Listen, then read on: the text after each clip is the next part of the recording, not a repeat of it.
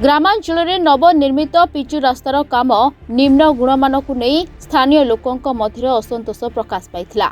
एही परिप्रेक्षी में कालीमेला ब्लॉक अंतर्गत पुसुगुड़ा पंचायतर एमपीभी 55 छकरू मालाभरम पंचायत छक पर्यंत प्राय 1 किलोमीटर 800 मीटर रास्ता निर्माण काम को नहीं गुरुतर अभियोग होइथिला।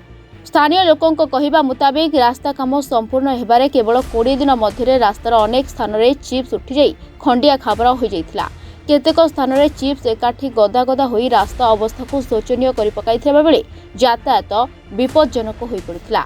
तेबे एही रास्ता अनेक ग्राम को मालाभरम पंचायत सदर सहित संयोग करुथिबारु एहार गुरुत्व बहुत अधिका। तथापि एपरी अवहेलापूर्ण काम को नहीं लोक मानकर असंतोष भाव देखा देइथिला। ए घटना को नहीं रिपोर्टर्स टुडे रे खबर प्रकाश पाइथिला। परे प्रशासन तुरंत तत्परता देखाई मात्र 3 दिन मध्य पुनर्बार रास्ता मरामती कार्य आरंभ करिथिबा देखिबाक मिलिछि। एथिसह चिप्स बाहरी गदा होइथिबा स्थानगुड़िक सह खालखमा गुड़िक मरामती करा जाउथिबा देखिबाक मिलिछि। तेबे ग्राम्य उन्नयन विभाग पक्षरु चलिथिबा एही रास्ता निर्माण कामर मान उत्तम रखिबा दिगरे प्रशासन तत्परता देखाइबा लगी ग्रामवासी निजर दाबी माध्यम जणाइबा सहित वर्तमान चालुथिबा काम को नहीं संतोष व्यक्त करिसेंती।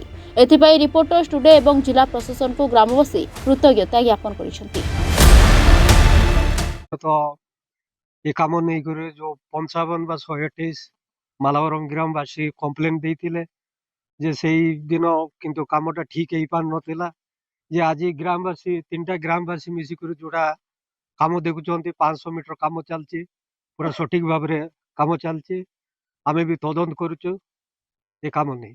मोर ना जीवन हलदार एमबी 128 ग्राम ए रास्ता काम नहीं कि आमे मीडिया माध्यम रे प्रशासन को जनाइथिलु जे हमरो रास्ता बहुत खराब काम होइतिला पूरा डैमेज। तापरे प्रशासन को धन्यवाद एवं मीडिया को धन्यवाद आमर कथा सुनले पुनराय ए कामटा रास्ता को आउथरे नुआरे काढ़ी देकिना फिर नुआरे तैयारी होउची। देखो हमर जो विगत दिन रे न्यूज हेतिला ए रास्ताटा बहुत खराब काम होइतिला। जो जगह 100% काम होबा कथा से जगह रे 30% काम होइतिला। एमपीबी 55 एमबी 128 ग्रामवासी कंप्लेन कलारु पुनर्बार रास्ता को प्रशासन भी सुनिले न्यूज मीडिया रे भी बाजिथिला। बाजिला पर प्रशासन भी दृष्टि देले एवं पुनर्बार रास्तार काम होउची। जो आगुरु करा हेतिला से रास्ता को पिचु काढ़ी की आउथरे नुआ पिचु करा जाउची। आज 500 मीटर खंडे कले उभय गार ग्रामवासी छिड़ाइथिली एवं कले कामटा बहुत सुंदर होउची।